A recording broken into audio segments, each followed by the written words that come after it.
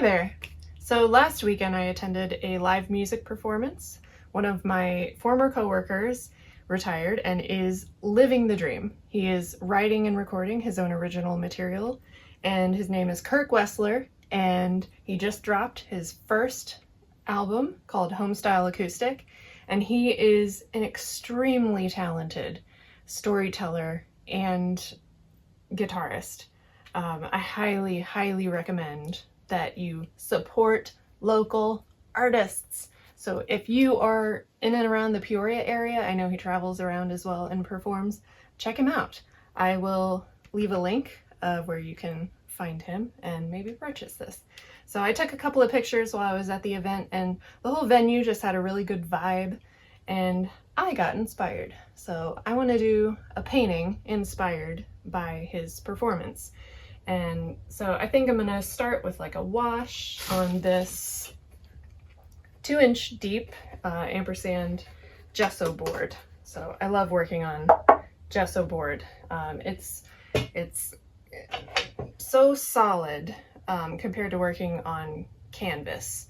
And so I'm really excited to get started on this. And I think I'm gonna work pretty loose, fast and loose on this. I'm not gonna get too tight. It's in my younger years, I definitely worked more toward hyperrealism, but this I want to keep more impressionistic, expressionistic, and so let's get started. Also, I don't understand artists who have like pristine, clean, organized studios. That's just not me. I don't know how you work. When I clean, then it's like I can't find anything. So let's go.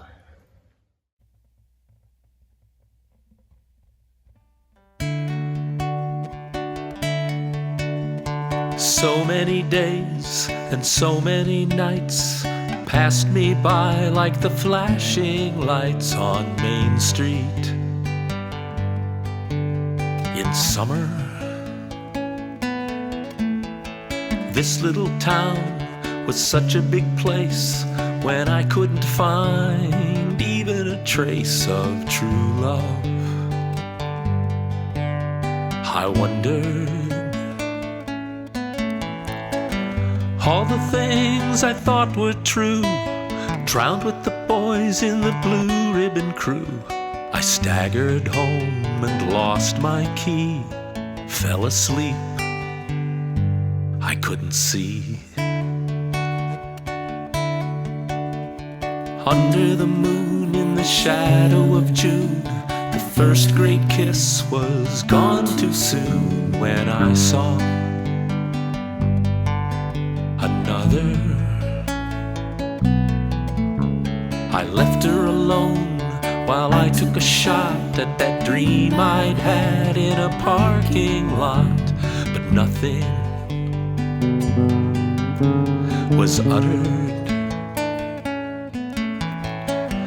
Wish I could reclaim the night when everything had been so right, but I was blind, lost in a cloud, warm mist, silence so loud.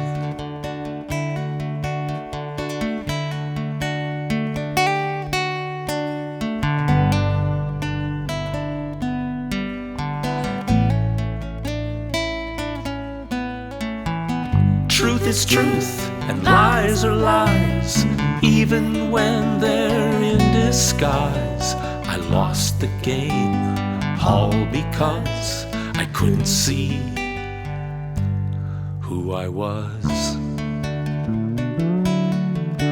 So I picked up the pieces and I hoped for the chance to learn the steps to a different dance and master the illusion. Thought I had picked the perfect song, but I found out I got it wrong, 'cause she wanted the first one. She was looking for a rhyme, and all I tried was making time. But truth is truth, lies are lies, even they're in disguise. Truth is truth, lies are lies, even when they're in disguise.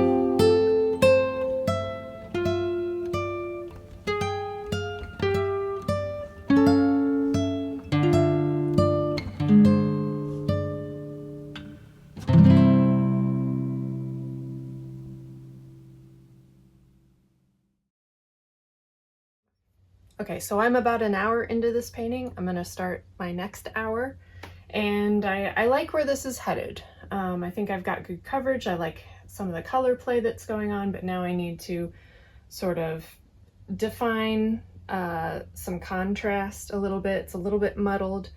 And at this stage in the painting, if you want to keep it more loose and gestural, you're going to start looking less and less at your source material.